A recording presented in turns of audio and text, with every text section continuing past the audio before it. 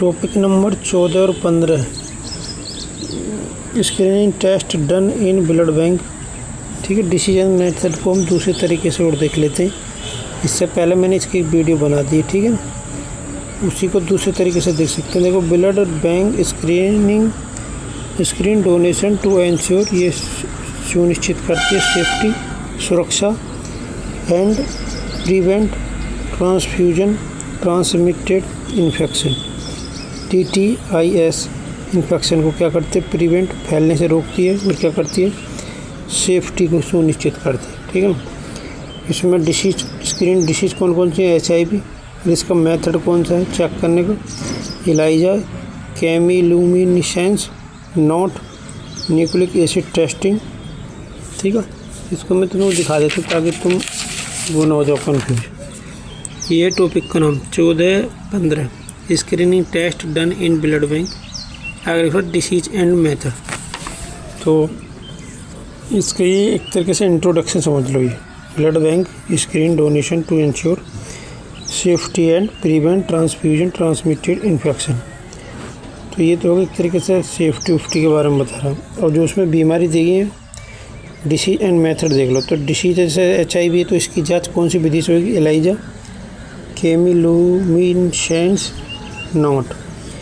और hepatitis B है किसी को पॉजिटिव, तो उसकी जांच कैसे होगी, किस मेथड से होगी, HBsAg कार्ड आता है, जैसे प्रेगनेंसी किट चेक करते हैं उस टाइप से। Hepatitis B surface antigen. आगे टेस्टिंग, आगे लिख लो 2 नंबर पर नोट, मतलब नोट विधि द्वारा भी इसकी जांच हो सकती है। अगर किसी को हेपेटाइटिस C वायरस है, ये मेरे पापा को C वायरस पॉजिटिव है, और B वायरस मेरी एक और हैं उनको है। HCV मेथड में क्या, रैपिड प्लाज्मा रीजन। ठीक है, और आगे है TPH ट्रोपोनेमा पैलिडम। ठीक है ना, ट्रोपोनेमा पैलिडम यार गलत लिख रखा है वैसे, क्योंकि हमने HCV यहाँ पे लिखा है, तो हमें सिर्फ HCV के बारे में बात करनी चाहिए, रैपिड प्लाज्मा रीजन के बारे में। ठीक है ना। ये TAPH है, तो फिर वो सिफिलिस के बारे में होगी। हाँ, सही कह रहे हो। ये 4 नंबर में है सिफिलिस में है anti-HCV एंटीबॉडी टेस्टिंग। हाँ, ये देखो मैंने गुणा का निशान लगाया, उल्टा कर दूँ। HCV के जो मेथड है वो ये है anti-HCV एंटीबॉडी टेस्टिंग और NAT।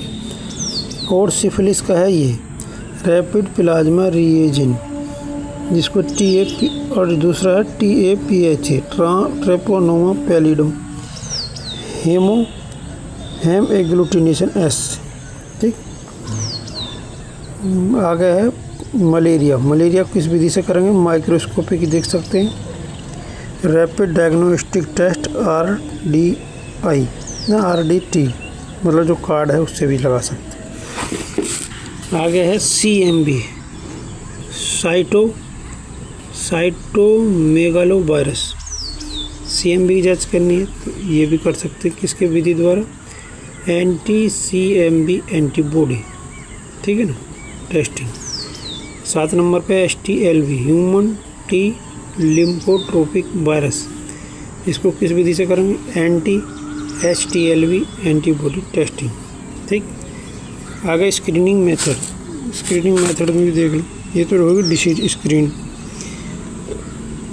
स्क्रीनिंग मेथड में देखते हैं एलाइजा में क्या है।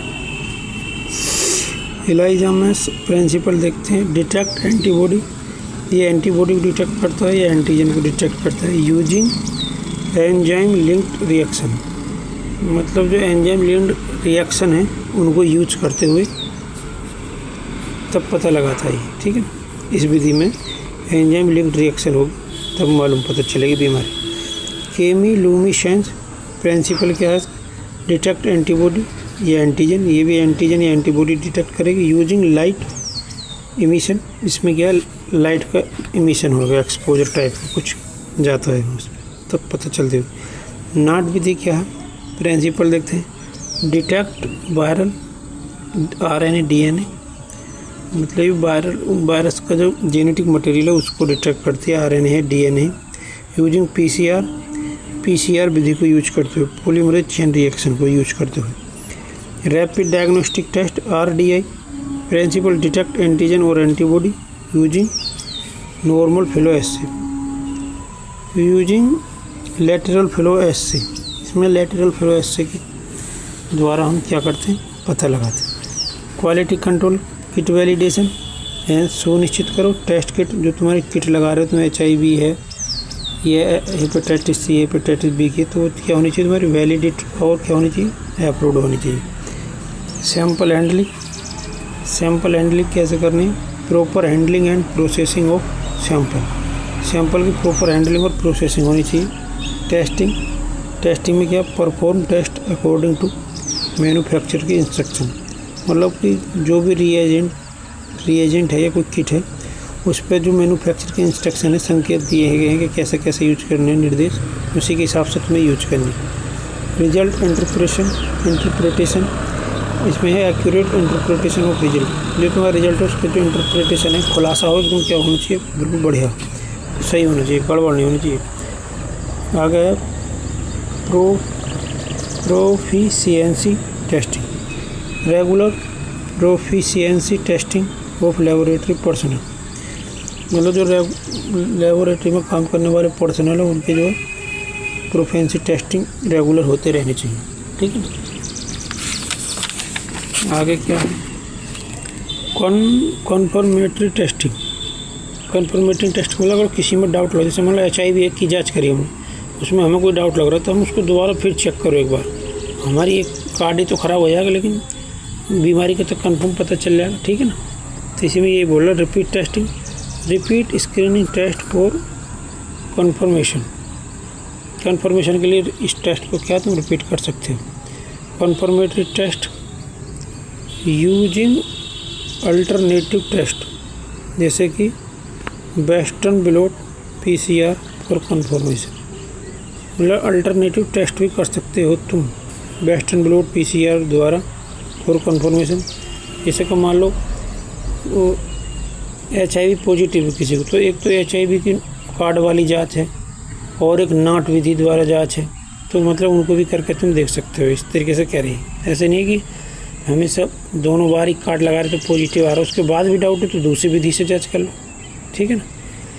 Proper screening and testing ensure blood safety and prevent TTIS, proper जो स्क्रीनिंग है उससे क्या क्या हो जाएगी, टेस्टिंग इंश्योर करो ब्लड की सेफ्टी, जो तुम ब्लड दोगे किसी को अपने ब्लड बैंक से किसी मरीज को, उसमें मरीज की सेफ्टी है और कोई जो है ट्रांसमिटेड इन्फेक्शन उससे नहीं फैले, ये कहनी चाहिए। और ये दोनों तरीके से मैंने आपको दिखा दिया, एक तरीका और उसको फिर कभी बताऊँ, ठीक है भाई।